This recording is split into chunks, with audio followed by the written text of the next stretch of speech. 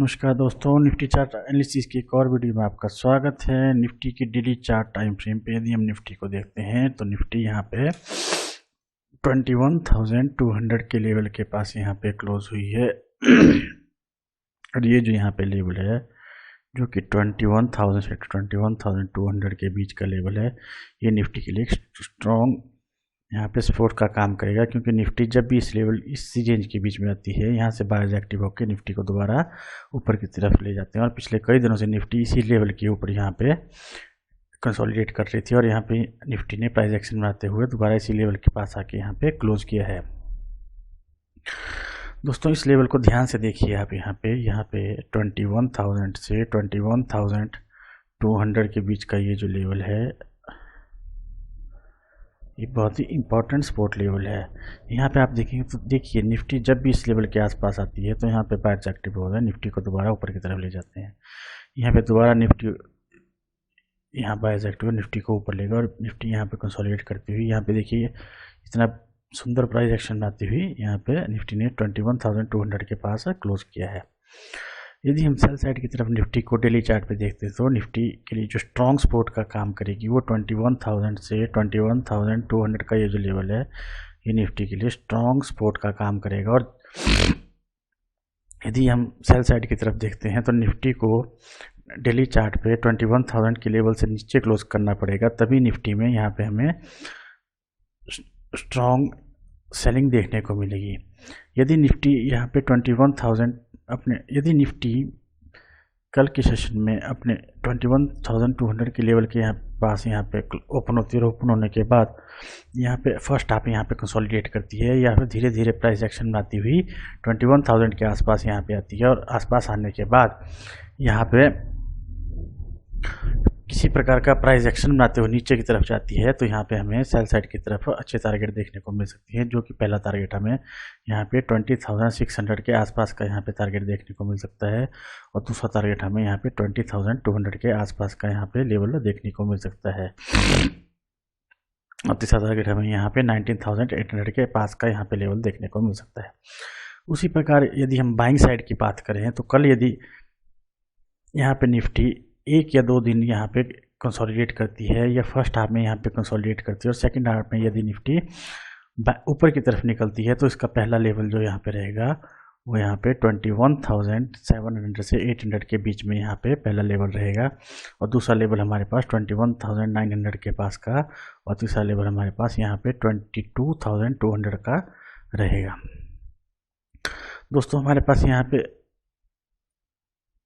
Daily 4 time frame पे 21,000 से लेके 21,200 का ये जो लेवल है, और ये जो यहाँ पे रेंज है जो कि 21,700 से 21,750 के बीच में ये जो रेंज बनी हुई है, ये बहुत ही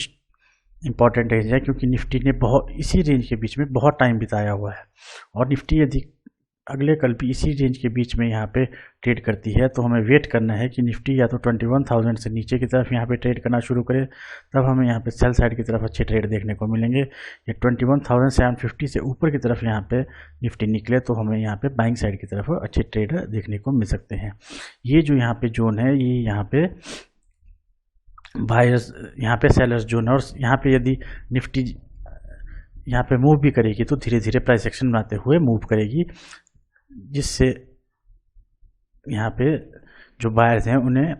अच्छे टारगेट कैप्चर नहीं हो पाएंगे।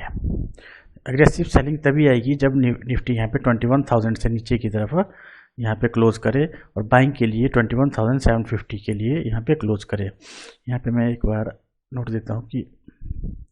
बाइंग के लिए यहाँ पे 21,750 और सेलिंग के लिए यहाँ पे 21,000 का जो लेवल है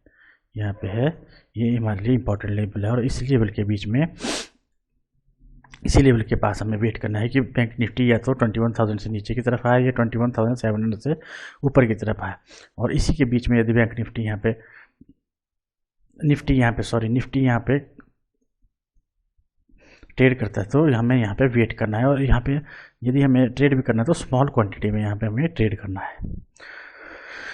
चलिए दोस्तों, हम निफ्टी को 15 मिनट टाइम फ्रेम पे देखते हैं कि निफ्टी कल क्या मूव कर सकती है। फ्रेम पे यदि हम निफ्टी को देखते हैं तो यहाँ पे निफ्टी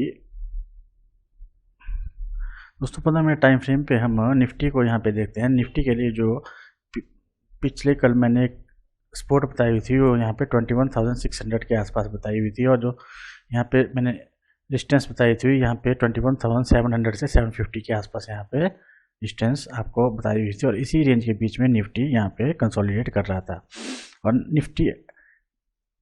अपने प्रीवियस क्लोज से गैप अप ओपन होकर 21,700 से लेके 750 की रेंज में यहाँ पे गैप अप ओपन होता है। गैप अप होने के बाद यहाँ पे जो बायर्स हैं वो निफ्टी को यहाँ पे होल्ड नहीं कर पाए, और निफ्टी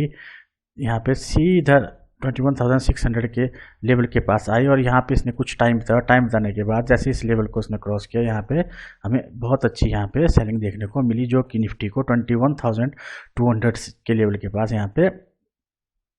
ले आई। अब हमारे लिए कल के लिए जो बेस्ट सिनेरियो बनेगा वो सिनेरियो यही बनेगा कि निफ्टी यदि 21,200 से 21,000 के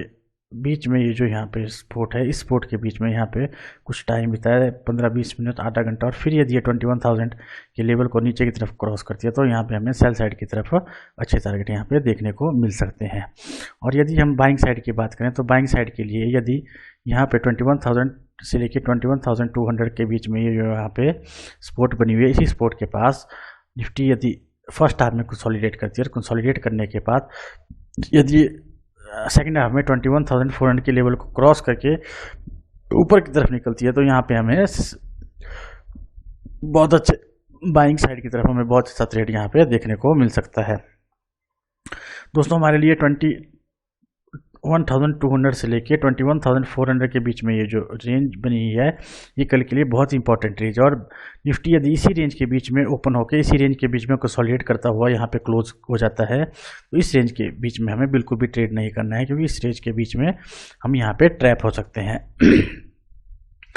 दोस्तों कल के लिए ध्यान रखिए कि यदि निफ्टी 21,000 के लेवल को यहाँ पे क्रॉस करती है, क्रॉस करने के बाद यहाँ पे किसी प्रकार की रेंज बनाती है या यहाँ पे प्राइस एक्शन बनाती हुई नीचे की तरफ आती है तो यहाँ हमें सेल साइड की तरफ अच्छे ट्रेड देखने को मिलेंगे। उसी प्रकार यदि यहाँ पे निफ्टी इसी प्रकार यदि बैंक साइड की तरफ निफ्टी यहाँ पे किसी प्रकार की रेंज बनाती है या प्राइस एक्शन बनाते हुए यहाँ पे 21,400 के लेवल को यहाँ पे क्रॉस करती है तो क्रॉस करने के बाद हमें बाइंग साइड की तरफ अच्छी ट्रेड यहाँ पे देखने को मिलेंगे। 21,200 से लेके 21,400 के बीच में ये जो यहाँ पे रेंज है, इस रेंज के बीच में हमें छोटी क्वांटिटी में ट्रेड करना है। हो सके तो यहाँ पे हमें ट्रेड नहीं लेंगे क्योंकि यहाँ पे हम ट्रैप हो सकते हैं। दोस्तों यदि मेरी वीडियो आपको अच्छी लगी तो लाइक और सब्सक्राइब जरूर करना। मिलते हैं नेक्स्ट वीडियो में, बाय।